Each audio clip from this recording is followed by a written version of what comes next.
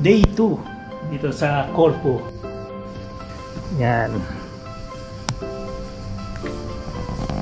Yung magandang view natin na bumubungad sa atin araw-araw.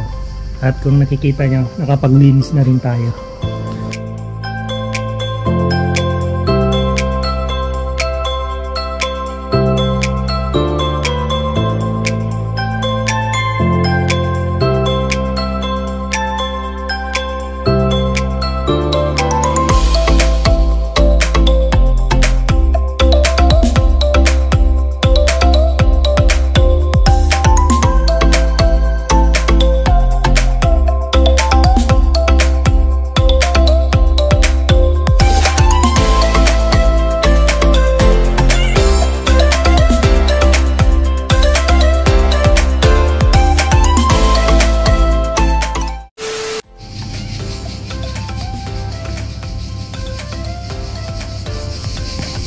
So yun, bale may kasama na tayo dito. Dumating na yung mga alaga namin, saka yung mga kaibigan. So 4 na ang kasama natin dito, pinagsisilbihan.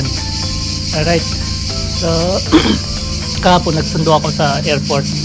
So yun, mamaya hindi pa namin alam, maaari siguro mamamasyal yung mga bata sa town. Siguro pag mamaneho ko o kaya sasakay sa maliit na boat, di pa natin alam, pero makikita nyo yung mga kaganapan mamaya sa vlog natin. Alright, so bye muna. Walang trabaho yung mga kupela. Yan, mga katulong nandito. May meeting. May ganap siguro dyan na mangyayari ngayon. May mga nag-aayos doon. May kasalan siguro. Or panagiri. Yan. Kagabi may kasalang nangyari dyan. May fireworks. Yan, ito yan.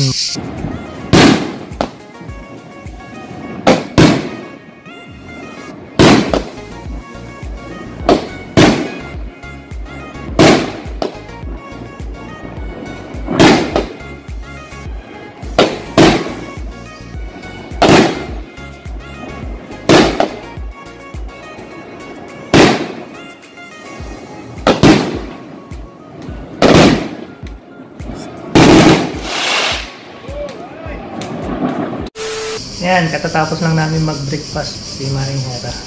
Busy. Ay! Oop. Meron siyang binibake. Sunog na. Sunog na.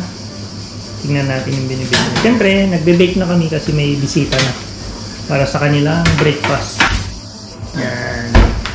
Ganyan. So kaya busy-busy na. Right, so ano yan? Make mo. Medyo... Ito? Oo. Ano ito? Bugatsa ito. Bugatsa. Bugatsa. Yung may palaman siya sa loob na cream. Yan. Bugatsa. Tapos ito naman, mini croissant. Ito nasa gitna, merong white chocolate at dark chocolate. Kaya mix, kaya ganyang kulay. Ito nasa ibabaw yan yung white niya. Yung sa loob, ganito. Lumabas na. Pero, ayan. Kakatawa. Parang natawa naman ako sa... Para sa breakfast ng mga bisita. Alright. Time check, 12 o'clock.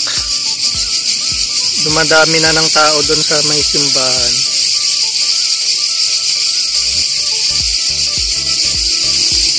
Yan. Hindi pa gising yung mga alaga namin. Lunch time. Ang ulam namin, sitaw na may baka. Karingera, kain na. Mamaya pa kakain yung mga bisita namin. 8:30 yun. At ang kakainin nila, rice, at saka, apa yan? Beef steak, ya. Yung burger steak. Yan ang kakainin nila. at saka salad. Ayan, gulay-gulay. Alright, so kain muna kami bago sila. Okay, time check natin, 2:30. So may isang oras pa. Right! Tara, magawa ng stock natin. Ayan. Habang nanonood.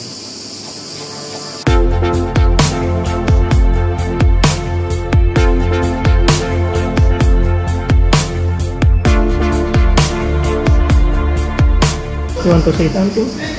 Nothing. Sabad ka na?